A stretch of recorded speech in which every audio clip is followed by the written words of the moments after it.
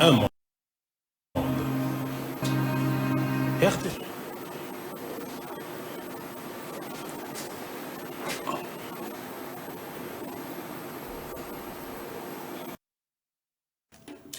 Amis téléspectateurs de la RTGA, bienvenue à cette grande émission Duel. Comme vous le savez, c'est une émission qui vous permet de comprendre ce qui se passe dans notre pays. C'est une émission qui fait la lumière autour de plusieurs sujets d'actualité, mais aussi dans d'autres domaines. Aujourd'hui, nous nous sommes posé la question, en fait, qui va sauver la République démocratique du Congo? Vous le savez, tout le monde parle au nom de la RDC, notre pays, mais qui doit sauver la RDC? Et on a choisi cette thématique partant des ambitions des uns et des autres. On va analyser cette thématique avec les invités qui sont ici. Vous le savez, cette émission reçoit toujours des acteurs qui analysent, mais aussi réfléchissent à haute voix sur les devenirs de notre République démocratique du Congo. Pour en parler, nous avons aujourd'hui Dani Sindani. Lui, il est le président fédéral de ADD Congo, circonscription de Funa. Il est de Lamuka. Dani Sindani, c'est pour la première fois, mais ça ne sera pas pour la dernière fois. Bienvenue, monsieur Dani. Merci beaucoup. Vous êtes de l'opposition, parti cher à Prince Epengue, porte-parole de Lamuka. Oui, nous sommes de l'opposition de Lamuka. Monsieur Epengue, notre président national de l'ADD Congo, il est le porte-parole de Lamuka et deuxième vice-président au niveau de Lamuka aussi. Donc moi, je suis le président fédéral de la FUNA. Je salue d'abord notre frère qui est en face de moi. Je pense que nous allons parler ici, il s'agit de la République. On va parler de la République, bien entendu. Je salue aussi tous ces Congolais qui nous suivent, notamment ceux qui sont à l'est du pays aujourd'hui, à ce moment ici.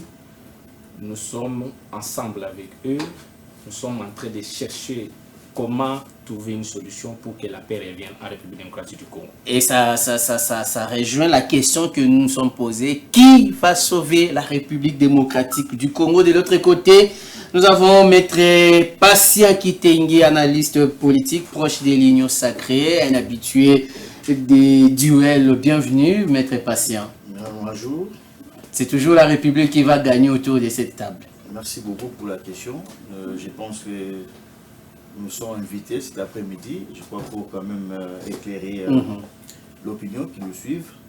Et je pense qu'aujourd'hui, nous allons parler de la République. Et surtout que... On va répondre à la question, effectivement, sur les enjeux de l'heure. Concerne la République, on sera là juste pour quand même éclairer. Exactement, on va éclairer. Merci beaucoup. Exactement. Alors, puisqu'on va éclairer, on va hausser un peu le ton. Puisqu'on va éclairer la lanterne de l'opinion publique, mesdames, messieurs, les sujets, vous le savez, on va parler de qui va sauver le Congo. C'est une question, nous sommes posé cette question partant, évidemment, des ambitions des uns et des autres. Et il y a des milliers de Congolais, des téléspectateurs qui nous suivent à travers le monde grâce à ce bouquet Canal+, dont on est partenaire.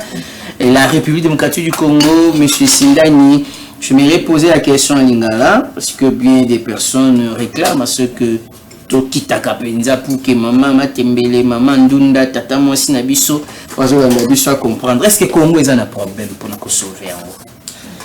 Merci Ndekunangai. Question nayo, ezali question moko malamu mingi. Je pense que le Congo aujourd'hui, oui, le Congo mérite d'être sauvé. Maintenant, question à poser Zali, qui devrait sauver le Congo? Moi, je pense qu'aujourd'hui, ceux qui disent sont prêts de venir sauver la nation, eh bien, c'est de leur droit légitime de se réunir autour de celui parmi eux qui pensent qu'ils peuvent porter cette voie-là, de venir sauver la nation. Bien sûr que c'est de leur droit. Mais nous, au niveau de Lamuka et de l'ADD Congo, nous posons des questions. D'ailleurs, nous ne partageons pas de mêmes valeurs, de même vision. Il s'agit même, voire même d'idéologie. Nous ne partageons pas de toutes ces choses avec Kabila, avec tous ces mondes-là. Mais chez nous, nous pensons que plus important aujourd'hui, c'est de parler autour de ces questions-là, qui devait sauver le Congo? D'abord, je commence par celui qui a géré cette nation pendant 18 ans. Eh bien, s'il était capable de sauver la République démocratique du Congo, il devait sauver ces nations depuis ces temps-là qu'il a géré. Il a géré ce pays pendant 18 ans. Il avait tous ces temps-là. Yakoloba Ngai, Lelo Nazali, Bobé, na responsabilité au peuple Pessingai, Ndindiso peuple Pessingai, confiance au Yoba Congoman, entre guillemets, Pesaki Ye, tandis que Ngai n'a Pesaki en côté, parce que je savais qu'il y a le côté. Tous ces temps-là, au Batikelier, c'était le temps pour lui de sauver la RDC. Mais, a eu possibilité wana ko sauver Mbokote. Atiki bisombo kana ndenge ya tikeli. Atiki bisombo kana kati infiltration. Atiki bisombo kana kati ya bokabwani makasi. D'ailleurs, azangaki eloko babengaki opportunité oyo et se présentaki devant yepona ko sauver Mboko. Et on a vu des élections de 2018. Si réellement monsieur Kabila, que je ne peux pas citer encore son nom, puisqu'il s'agit que ici nous parlons de Sauvons le Congo, c'est lui qui est responsable aujourd'hui avec tous ces mondes-là qui croient en lui. Mais nous, au sein de la DD Congo, et moi en particulier, Dani Sindani, j'ai dit ceci, Kabila devait sauver cette nation depuis 2018. Parce que le peuple avait choisi quelqu'un qui était tellement engagé avec son peuple, tellement il avait même la confiance du peuple, il a été voté massivement à gagner l'élection. C'est à ce temps-là le message en question devrait co-signer avec franchise. À coquille de l'un des journalistes. À coquille dans ce moment-là, qu'on décidait qui devrait sauver le Congo. Il y a publié l'élection où ils allaient qui clairement très bien organisé démocratiquement que Martin Fayol avait battu tout le monde. Maintenant aujourd'hui s'il revient pour nous dire il est prêt de sauver le Congo, eh bien nous disons il n'est pas le bienvenu. Merci. Maître Patient, sauvons le Congo pendant que les institutions en place sont là, des institutions dûment établies. Ils ont échecté, il y a des institutions en place. Échecté le régime, motoye nanda kuno lobby, na obi kisanda kuno alors que yo papa zawana, maman zawana, bana bazana responsable même motoye, a lobby na fona sunganda ko échec. Tant lobby non union sacré bozo kabilo kwa botabilo kana sentiment ezani. Il y a échec, sentiment il y a passé, tout quand même il met d'association mokoye pour aider parce que l'intérêt c'est le Congo.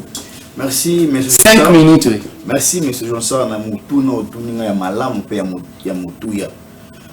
Webi ete tangu ndeko o ezali en face na ngai adai koloba, nazoki vraiment makansi mingi ya kolanda ye malamu. Pona koyeba ko kutala eloko nene oyo akoki kobimisa pona mutuna yo otunie o etalisi na sauvons les Congo. A regretté que 2018, ils ont eu un moment pour sauver le Congo, mais ils sont pas mis dans ma boîte. Il y a un moment où on a intervenir.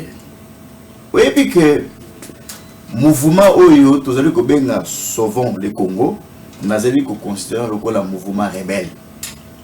Un mouvement rebelle est qui cause la licanicité et à quoi sunga pouvoir aujourd'hui en place. Pourquoi le Bibongo?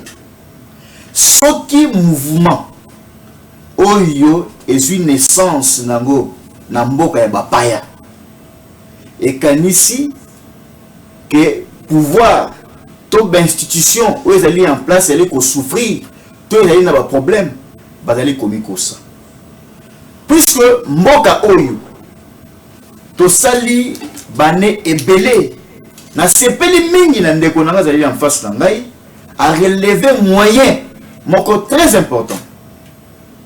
Mais nami tout les sous moyen d'abord moyen ezali a petit exemple il y a 18 ans il y a rien il y a mutu o ezali se conseiller le kola opposant. Au même moment, Ndeko Oyazali en face d'Angaï à se présenter à la qualité. Il y a membre Oyazali Nakati à la Mouka. Je ne connais même pas la Mouka, mais Nakati a parti à Ipenge, Prince Ipenge, Oyazali Nakati à opposition. Croyant peut-être à Kokaki quand même qu'on soutenir Likanisi outil d'opposition, mais on a constaté, même hier mon quoi que le mouvement wana ezali vraiment mouvement moko ya considérer te na kati ya mboka na biso to na démocratie. Oyebi lelo na pays na biso. Il faut to sepela mingi. RDC ezali na kati ya chaos pendant 18 ans. Ce qui le RDC est honneur, de aussi valeur. C'est parce que Tozali na mokondi Oyazali fils du pays. Otobengi Félix Antoine Tshisekedi Tshilombo. Sikoyo tozi mwana ya mboka topesi ye pouvoir topesi ye makasi akamba mboka oyo yende azali kola eli oyo mboka na biso ebana kozela depuis kala tango aye na pouvoir lelo tokoki kopesa lesolo ya sauver le Congo te parce que déjà tozala moto asa sauver mboka oyo otobengi tata mokonzi na biso oyo tobengi Félix Antoine Tshisekedi Tshilombo. Boni tokoya lisusu ya likanisi mususu pona ko distraire peuple ko tesa na peuple ete tozali na mouvement moko rebelle yango nde ezali koya pona ko sisa passe ya congolais. Pour bandi te ke ezali makanisi moko pona ko distraire bato yo bazali ko évoluer na makambo oyo sala ke no ba peuple ba sepela na mboka na biso.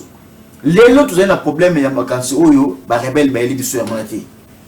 Parce que le mouvement oyo est salami na batu ya mabe. Tout d'abord soko tali composition ya mouvement wana. Baza opposant, batteur politique, ba yebani na mboka. Nazo ebisa yo boye. Mouvement oyo nazo benga ngolo la slogan. Oyo ça même pas na fondement. Oyo ça même pas les bienvenus na mboka na biso. Ezali composé na bato ba des ennemis ya mboka na biso. Ba condamné bazali na kati ya mouvement wana. Tozala bato yo bazali même rechercher la justice o balingi mboko te bazali kati ya mouvement wana. Tozala bato basimba minduki pour la peuple na biso oyo bazali kati ya mouvement wana. Yo bandi mouvement wana tokoko pesa mo chance pour esala nini? Esala 18 ans na mboko oyo. Ba pesa nini? Batonga nini? Basisa nini na mboko oyo? Boli lelo ba yesu la stratégie moko lokuta. Très bien. Très bien. Ah, toboyi ya misala wana mais tozoluka Congo ezala sauver ndeko Sindani. Selo bino na la muka. Makanisi oyo bino bomoni ke yango ndeko kotindika Congo liboso eza owa. Merci beaucoup ndeko nangai. Kana banzi eke biso pour soutenir oyo wana te. Na lingomba na biso la muka.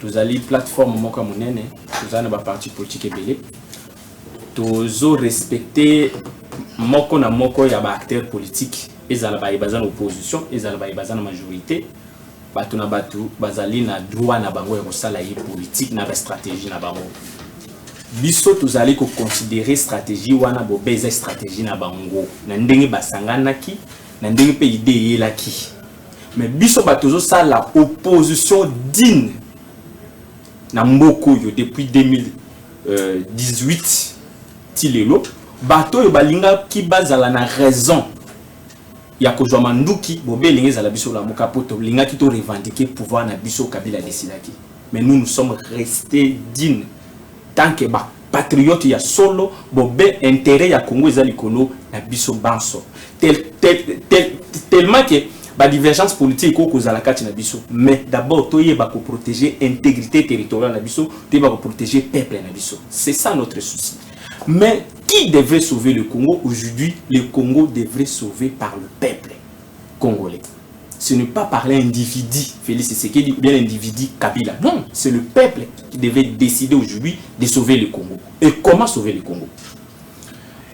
Et lorsqu'à Liboso Zali biso tozali koyebisa na ndeko na biso Félix Tshisekedi eki depuis akotaki na bokonzi ti tokomi awa secteur to bengi ya sécurité azali incapable de faire kimia na ba province nyonso. Incapable.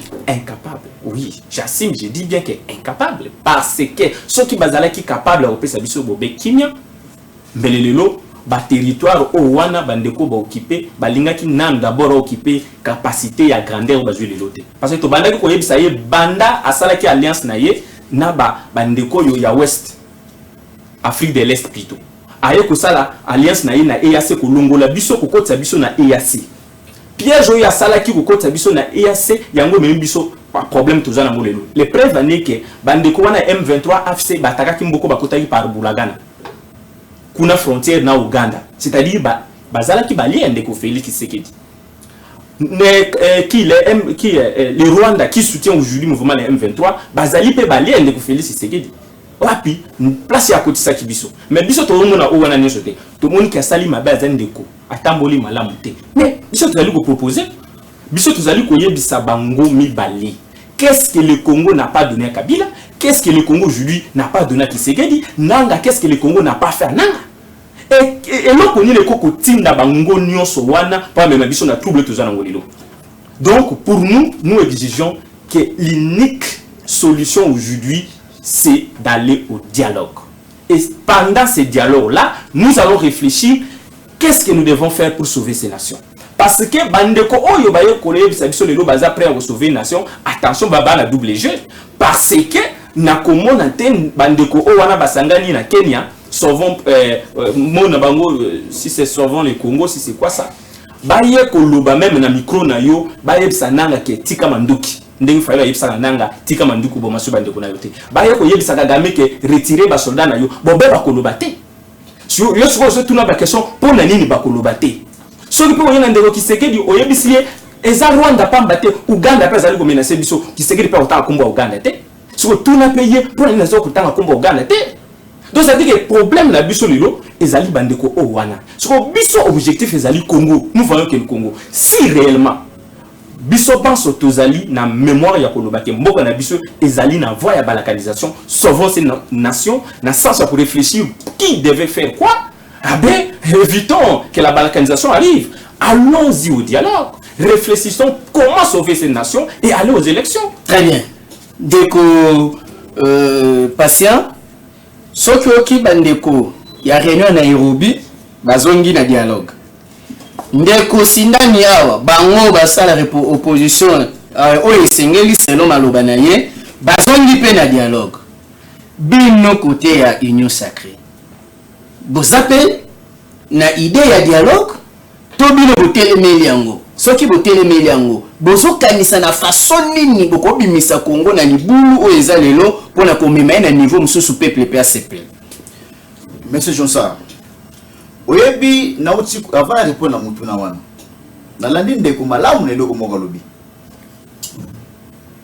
question ya ko sauver peuple a été déjà décidée en 2018. Mais nous avons un président élu. Alors, le président a un président élu au suffrage universel. Direct. Papa, machine de salle. Félix a été élu et réélu encore à nouveau. Papa, ce qui peut pas les gars qui étaient et qui en est au sein de la montée. Bangaba élu et défaut. Non. Tout d'abord, il faut que Namboka ou Mboka Mibeko. Ce qui m'a conduit à Mboka en la première mandat naïe et que à ça qui m'a salandengue sengela quitté atteindre même à 60 ou 70% de la volonté à peuple était en la réalité. Parce qu'il y a eu des candidats au peuple qui m'a cassé dans notre opposition. Mais tout qui n'a pas fait l'élection, tout le monde dit que non. Peuple a décidé de taper ça comme mandat. A zongi si pouvoir après si mandat na tata mo continuer ce tu sais que tu l'ombo mais boni lelo battu à opposition parce que contester qu'on va être pouvoir ou de dignité mais non. Et deuxième question est question relevée à la sécurité papa qu'on se dise d'abord la vérité mais si aujourd'hui la RDC et dans le Kobunda tu as la résolution à 2773 il y a les Nations Unies ils ont condamné à l'agression à Rwanda c'est parce qu'il y avait un homme qui s'est tenu debout. c'est le président de la République, pas sa diplomatie agissante. Les lots, vous avez quand même la crédibilité au niveau des Nations Unies. Si les lots, vous allez membre non permanent de la carte des Nations Unies, c'est parce qu'il y a quelqu'un qui s'est levé. Pour vous donner ma peu fort à Mouninga. Si les lots, il y a corps, il y a Washington. Papa, pour à titre de rappel, il faut voir que depuis la RDC existait, Kobana Kasavubu, titre comme le pouvoir haut. Papa, le seul président de la République où a fait d'ici Rwanda la table officiellement pour nous discuter question de sécurité, c'est fait sur juste bien, en tout cas, il nous a voté. C'est grâce à lui que nous avons maintenant en face de nous un agresseur autre que non, le combat à Rwanda. Bien que l'autre, on a qui, quand nous avons été opposition, tout le questions que vous avez simple, agresseur nini oyo yebi ya mboka na biso, okomi ko beta munoko, tout ça, c'est comme si que non, oyebi muto za bunza komote. Et donc, et face à cette situation oyo question tuningai, oyo il y a dialogue. Papa, bino bozoli nango, tout d'abord, nous devons être d'abord sérieux. Toko kina dialogue, mais sur l'andi neko, aza tantôt dans la muka. Tantôt on n'aurait pas épinglé, tantôt il y a un critiquer opposition sous prétexte mouvement, il y a rebelle ou salami na kata Kenya pour la bango, bazali ko considérer le bateau bazali opposé à la dignité vis-à-vis de la République. Et au même moment, bateau va créer mouvement wana. Bango peut bazali peut-être tout le que non bango peut bazali opposé bazali digne. Papa, face il y a quatre irrégularités, à confusion, à contradiction marque bongo. Donc on pèse nani confiance, nani autre conseil le corps azali crédible dans l'opposition autre qu'on va ne soutenir. Azalité parce que bango moko bazali ko se contredire. Bango moko bazali ko mitu na bazali na problème de leadership. D'abord surtout tel opposant dans la carte Kinshasa awa. Je peux vous rappeler comme exemple dans la Mouka, le président Martin Fayulu a créé qui quand il y a patrie. Où en sommes-nous? La slogan, la démarche. C'est parce que le CIP et l'Ogon est aboutissant, c'est parce qu'il y a eu crise. Crise où il y a pas de leadership. La carte opposition. La carte opposition. Ok, chose jamais limité à quoi tabac comme ça. Matin, il faut lui pas limiter que Moutoumoko a conseillé. Moïse a tout limité, Moutoumoko a conseillé. Ce qui est bisangaï. Oh, en réalité, dans une opposition républicaine, il faut que tout soit libre, mais tout chef de file. Chef de file, où est-ce qu'on représente opposition? Mais ce qu'on tourne la carte des cas opposition. Papa, côté qu'on a l'opposition, côté qu'on a pas vu qu'il y a des opposants, mais si on a un ministre, voilà, question de l'ordre, il est relevant pour d'abord. La banane. Très bien. Donc on va dans la table. Très bien, merci. Ndeko Dani Findani, de quoi démontrer à Ndeko Bino pe une opposition. Vous avez une chose et son contraire. Vous avez dit manaté. Na liboso ya ba multiplicité ya ba opinion ya ba face et opposition. Union sans cas au monde n'était pas confondre dans nanyo aza crédible. Merci beaucoup Ndeko. Merci bien maître. Dans ce sentir le débat madame Mini, c'est ça aussi l'intellectualisme politique. Mais et là comment qu'on a rappelé maître que Bandeko Owana ba yo rejoindre son opposition. Personne autre que benga yo opposant digne. Tomola Mbongo. Bandeko Owana nyonso ba yo rejoindre biso le opposition. Mutu moko te aza opposant digne devant la moka. Il va falloir mais au moins baza opposant. Mais au moins baza opposant. Kabila a partagé le pouvoir avec Tshisekedi. Il a d'abord comploté contre le peuple et il a accepté de gérer avec Tshisekedi. Ils sont gérés ensemble. Si quoi de fait il y a que gérer ensemble Bangomi Bali. Si quoi bazoyo qu'on était entre guerre leadership entre les chefs de l'État, c'est lui qui se considère pouvoir des habits sur PC yo wana kuna ngali la zamukunzi. Entre Bangomi Bali le leadership ezala quitté bakabwani. Katumbi lorsque Félix Tshisekedi appelle la création et à l'union sacrée. Katumbi est allé travailler avec Félix. Il avait 5 ministres.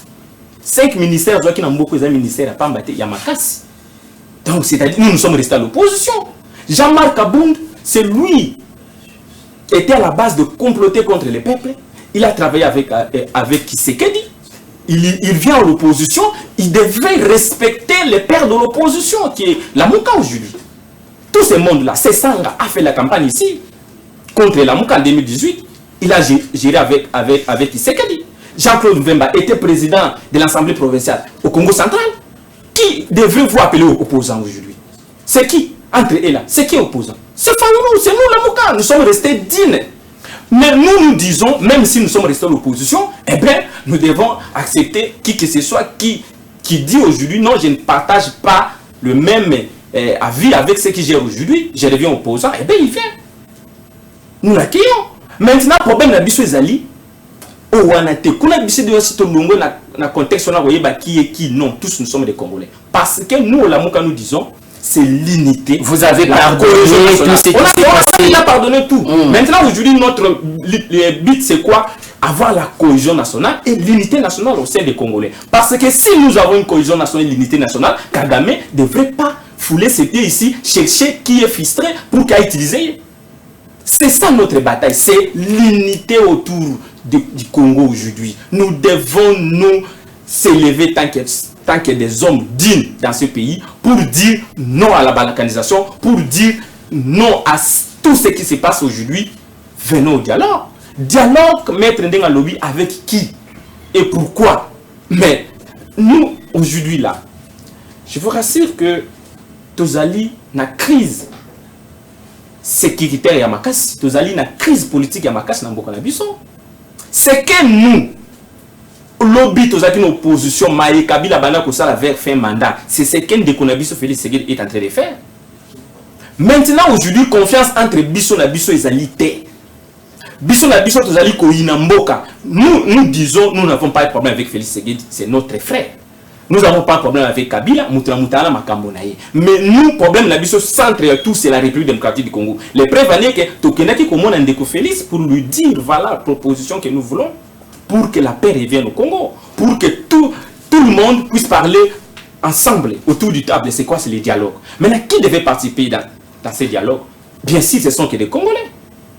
Kabila, bon, même si Azali condamné na grief oyo justice na biso Azali reproché, nous ne pouvons pas coacher maloba dessiner ma justice, mais ben il reste congolais. Tout ce monde là au bazar l'exil, ce sont des Congolais. D'abord il faut faire table rase, il faut d'abord identifier qui est qui a fait quoi. Si par exemple que le régime nous dit non, au sein de l'opposition, ils ont des Kingandi, tout le monde qui est complice na bandeko bajumanduki, aïsi biso bandeko Kingandi. Après total bon, ok d'accord. Et zana ba batika lidi une opposition bango, maintenant on fait quoi? Tous maye les nina ndenga ko benda bandeko na bazonga na rai parce que ce sont nos frères même si babungi baza bandeko na biso ndenge ndeko sindani ya lobi. Peut-être qu'on réagir, mais Motouni Ezali, côté à Union Sacrée, Boutier Manduki Mingi Libanda, Boutier Maël Mingi Libanda, Boutier Makasi Mingi Libanda, Doha, États-Unis et tout, mais on est à Kati Awa, même Makanisi Yaba Tata Molimo, apparemment, na Kati Awa, on dirait Union Sacrée, on dirait Zangonga, non, ne kokite. Ou bien ezali na tinate ou bien likanisi nebi ezani na kati libanda to moni ndenge bozo solo mais na kati awa makanisi ezani parce que bango nyonso surtout biso surtout toza ba congolais. Merci. Merci Johnson. Et puis eloko moko na ko rappeler na mutu no tuni wana. Problème interne. Makanisi nango to mayele nango to procédure, ton processus nango muto zali capable ou muto ya koki kopé c'est biso ligne de conduite azali tata mokonzi mboka alobaki yango déjà. La question du dialogue relève de sa compétence, donc yende azali mokonzi mboka bato bavanda nie bazila ti mukolo kosepelisa tata mokonzi na bandeli yango plusieurs fois. Simbula nyonso ekosepelisa ye. L'État n'a jamais été contre le dialogue, mais le vrai problème c'est que est-ce que c'est les moments d'abord, c'est la question qu'on doit se poser. Est-ce que d'abord c'est le moment, est-ce que d'abord c'est une priorité?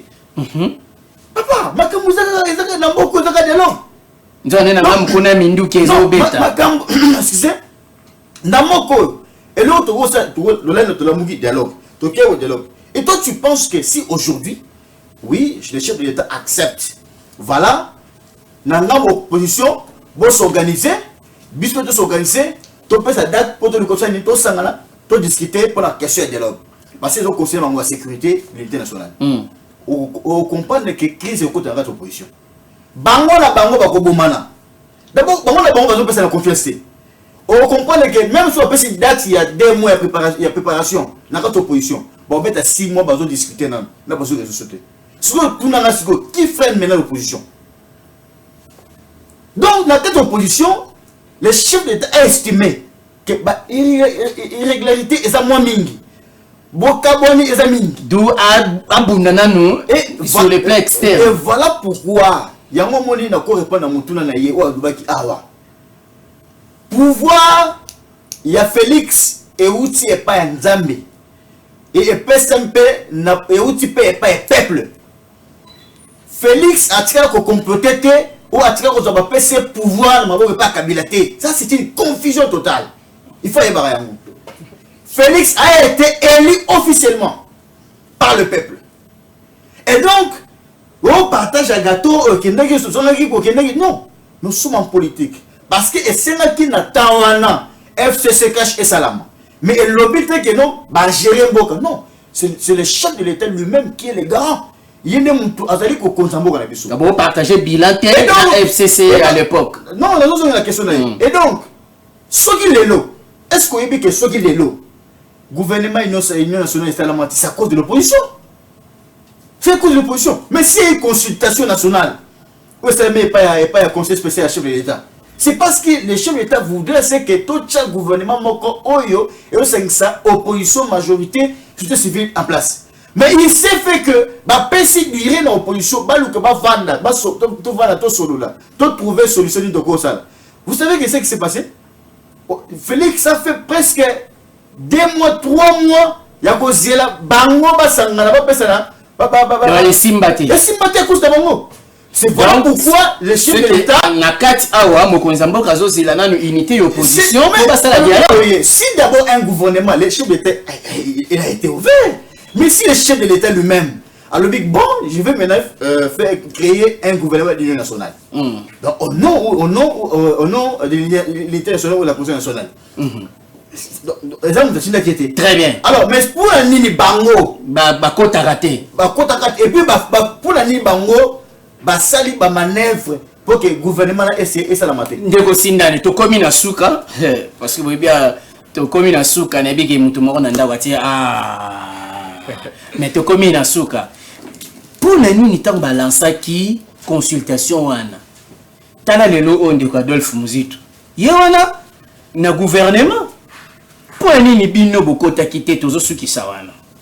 Merci. 1 minute. Merci Ndeko. Bolingimbo kate bolingo sauver Congo te ona nini bokota kite motuna wana 1 minute bolingi ko sauver Congo te mais biso to lingi ko sauver Congo zande ko kiseki lingi ko sauver Congo te j'arrive makambwana rapidement comment ozo bengisa biso kaka bolingo bana mike boye monde bufandi awa toujours composer au gouvernement bino bolinga ba bengisa bino ndeni papa nous avons des problèmes dans ce pays.